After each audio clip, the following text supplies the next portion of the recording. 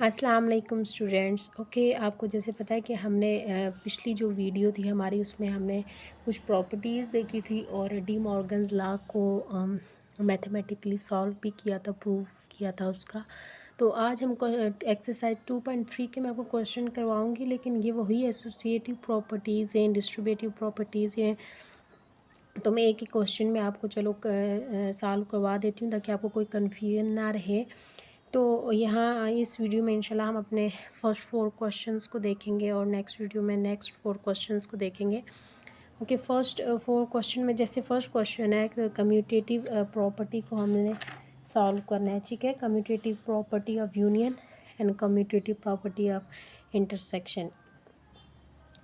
तो यूनियन के लिए मैं ये वाला क्वेश्चन ये वाला ले लेती हूँ एन और जी वाला, और इंटरसेक्शन के लिए ये वाला। ये तो आपको सिंपल है, ये आप इजीली सॉल्व कर लेंगे। ठीक है, तो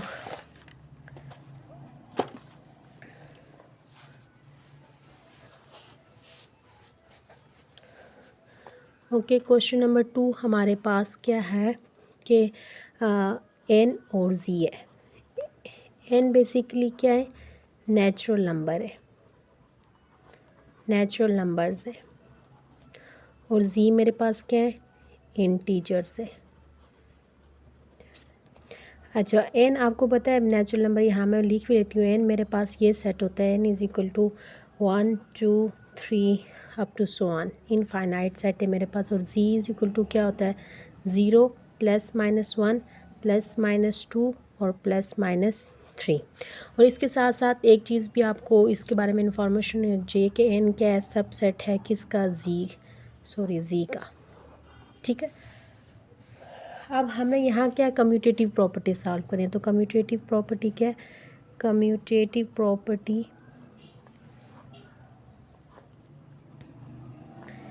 ऑफ यूनियन। यूनियन पहले हम देख लेते हैं, फिर इंटरसेक्शन। ठीक है, A union B equal to B union A. ठीक है, यहाँ इसको सेट को मैं ए ले लेती हूँ और इसको बी ले लेती हूँ।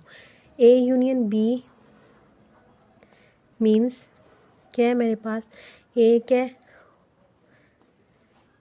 इक्वल टू नेचुरल नंबर है एन, और नेचुरल नंबर क्या है 1 2 3 अप टू सो ऑन, और यूनियन 0 +-1 +-2 और +-3।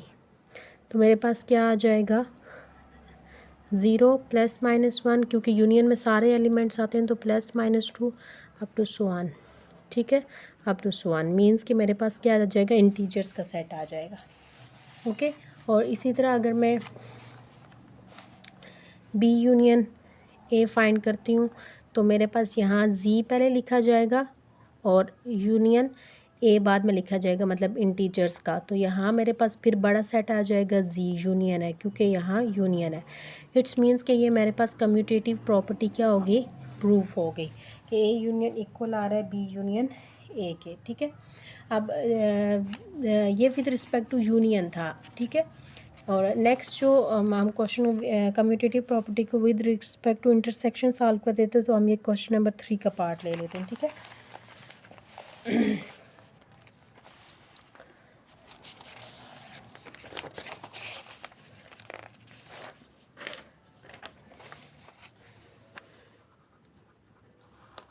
अब यहाँ देखें, ए मेरे पास क्या है, x is such that x belongs to R and x is greater than equal to 0, and B क्या है, इक्वल टू आर है।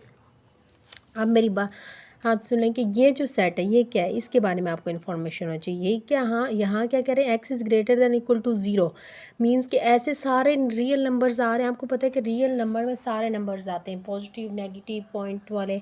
तो यहाँ जो ये जो नंबर्स हैं ये पॉजिटिव नंबर्स हैं, और ये जो रियल नंबर का सेट है ये हमारे पास क्या है, पूरा रियल नंबर का सेट है। इसको हम आइडेंटिफाई नहीं कर सकते क्योंकि हमारे रियल नंबर्स में इनफाइनाइट नंबर्स होते हैं और पॉइंट्स वाली वैल्यूज़ भी होती हैं। इसलिए बस आपको ये पता होना चाहिए कि ये सिर्फ पॉजिटिव वैल्यूज़ वाला सेट है और ये पॉजिटिव और नेगेटिव दोनों वैल्यूज़ वाला सेट है। ठीक है, मीन्स कि ये सेट बड़ा है और ये छोटा है इससे। ठीक है, तो यहाँ हमने क्या करना है, कम्यूटेटिव प्रॉपर्टी को विद रिस्पेक्ट टू हम इंटरसेक्शन सॉल्व कर लेते हैं, क्योंकि पिछले में हमने यूनियन सॉल्व की है। With respect to intersection solve कर लेते तो A intersection B equal to B intersection A. ठीक है, ए इंटरसेक्शन बी में मेरे पास क्या है, ए क्या होगा, ये वाला सेट हो जाएगा x is such that x belongs to R and x is greater than और इक्वल टू ज़ीरो, और इंटरसेक्शन बी में क्या आ जाएगा, आर आ जाएगा। अब मुझे बताएं, इंटरसेक्शन में हमेशा हमारे पास छोटा सेट आता है, मींस के या इसमें पॉजिटिव और नेगेटिव वैल्यूज़ दोनों हैं और इसमें सिर्फ पॉजिटिव वैल्यूज़ हैं। तो हाँ, इसमें कौन सा सेट आ जाएगा, ये वाला सेट आ जाएगा x is such that x belongs to R and x is greater than equal to zero. और बी इंटरसेक्शन सी में भी सिंपली ये वाला सेट पहले लिख लेंगे और ये वाला बाद में, और इनके इंटरसेक्शन में वापस यही सेट आ जाएगा। इट्स मीन्स कि हमारे पास ये प्रूफ हो गया, ये प्रॉपर्टी प्रूफ होगी। ठीक है, विद रिस्पेक्ट टू इंटरसेक्शन। अब हमारे पास जो नेक्स्ट हमारे पास जो क्वेश्चन है, क्वेश्चन नंबर 2, एंड हमने वेरीफाई करनी है property associative property of union intersection. मैं आपको नहीं करवाऊंगी क्योंकि आप इजीली प्रूव कर लेंगे। मैं आपको डिस्ट्रीब्यूटिव प्रॉपर्टी ऑफ यूनियन और इंटरसेक्शन एक इस क्वेश्चन के लिहाज से करवा देती हूँ और एक ये इनफाइनाइट सेट्स हैं इनके लिहाज से करवा देती हूँ। ठीक है, फर्स्ट हम सॉल्व कर लेते हैं थर्ड वाला कि डिस्ट्रीब्यूटिव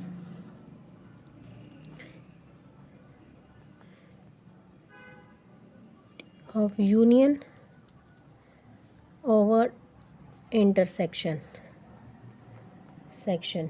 ठीक है, और इसके लिए मैंने क्वेश्चन कौन से लिए हैं, पहले लिख लेते हैं कि यूनियन ओवर इंटरसेक्शन क्या होगा, A union B intersection C और A union B intersection A union C, ये हमने सॉल्व करना है। ठीक है, यहाँ हमारे पास ये वाला क्वेश्चन ए इक्वल टू क्या है, एम्प्टी सेट है, और बी इक्वल टू क्या है, ज़ीरो है, और सी इक्वल टू क्या है, 0 1 एंड 2 है।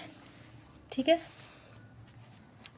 अब क्या बी इंटरसेक्शन सी क्या आ जाएगा, बी जी यहाँ क्या है, 0 और इंटरसेक्शन 0 1 एंड 2 इक्वल टू 0 आ जाएगा। ठीक है, बी इंटरसेक्शन सी में, और यहाँ ए क्या है मेरे पास, एम्प्टी सेट है, तो A union B intersection C में क्या आ जाएगा, 0 यूनियन 5, तो मेरे पास क्या आ जाएगा, 0 आ जाएगा। ठीक है, ये आ जाएगा 0। ठीक है, अब ये हमारे पास क्या फर्स्ट प्रॉपर्टी प्रूव होगी, फर्स्ट ये आ गया, और दूसरे को देखेंगे ए यूनियन बी। अब देखते हैं ए यूनियन बी में, ए यूनियन बी और ए यूनियन सी। ए क्या है मेरे पास, एम्प्टी, और यूनियन क्या आ जाएगा, 0, और ये क्या आ जाएगा, 0, और एम्प्टी सेट और यूनियन 0 1 2, तो मेरे पास क्या आ जाएगा, 0 1 और 2। ठीक है, और अब इन दोनों का मैं इंटरसेक्शन लूँगी, जब A union B intersection A union C, तो मेरे पास क्या आ जाएगा, 0 इंटरसेक्शन 0 1 एंड 2, एंड ये मेरे पास क्या आ जाएगा, 0। अब देखें ये मेरे पास प्रूव हो गया, ये भी 0 आ गया और ये भी 0 आ गया, तो ये हमारे पास प्रूफ होगी जी distributive property with respect to union over intersection. और हम एक क्वेश्चन कर लेते हैं, distributive property of intersection over union. ठीक है,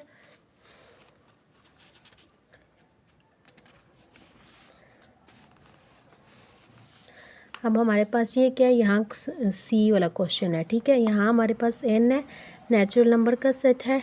ठीक है, और इस नेचुरल नंबर का सेट है, और जी जो है वो हमारे पास इंटीजर्स का सेट है, और तीसरा क्या है हमारे पास, इसको इक्वल टू ए लिख लेते हैं बी, और सी इक्वल टू क्या है जी, इरेशनल नंबर्स का सेट है, इंटीजर्स हैं और सॉरी रैशनल नंबर्स हैं। तो यहाँ हमारे पास क्या, हमने फाइंड क्या करना है कि डिस्ट्रीब्यूटिव प्रॉपर्टी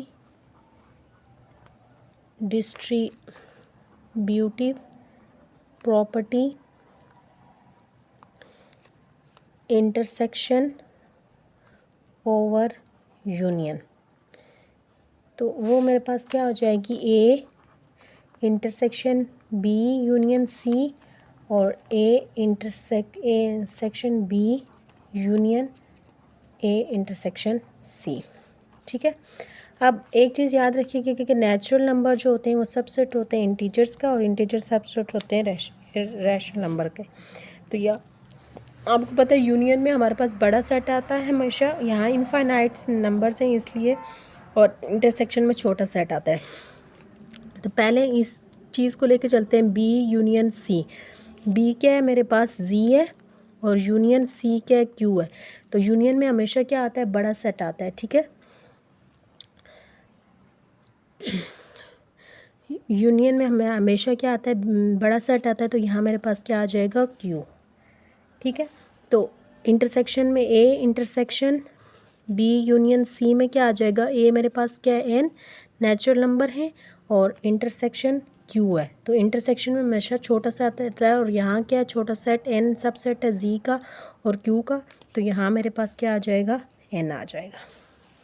ठीक है, ये आ गई एक। अब यहाँ देखें, ए इंटरसेक्शन बी, ए मेरे पास क्या है, एन इंटरसेक्शन बी क्या है मेरे पास, जी, जी आ जाएगा, जी, और ए इंटरसेक्शन सी में क्या आ जाएगा, एन इंटरसेक्शन क्यू। अब इंटरसेक्शन में क्या होता है, छोटा सेट आता है, यही एन आ जाएगा, और ए इंटरसेक्शन सी भी क्या आ जाएगा, एन आ जाएगा। अब इनका हम ए इंटरसेक्शन बी और ए इंटरसेक्शन सी का जब यूनियन लेंगे तो एन एन वापस एन आ जाएगा। तो ये देखें, ये दोनों आपस में इक्वल आ गई हैं। हमारे पास प्रॉपर्टी प्रूव हो गई है, distributive property of intersection over union on infinite sets. ठीक है, इनफाइनाइट सेट्स में ये क्वेश्चन नंबर हमारे पास था 2। ठीक है, क्वेश्चन नंबर 3 जो है वो D Morgan's law on the numbers पे है। मींस के पूरे आपको एक सेट दिए हुए हैं, तो ये इजी मींस के इसको सॉल्व करना as compare to question number 4 easy है। तो मैं आपको क्वेश्चन नंबर 4 को डी मॉर्गन्स लॉ के तौर पे प्रूव करके दिखा देती हूँ, तो आपके लिए ये ईजी हो जाएगा। ठीक है।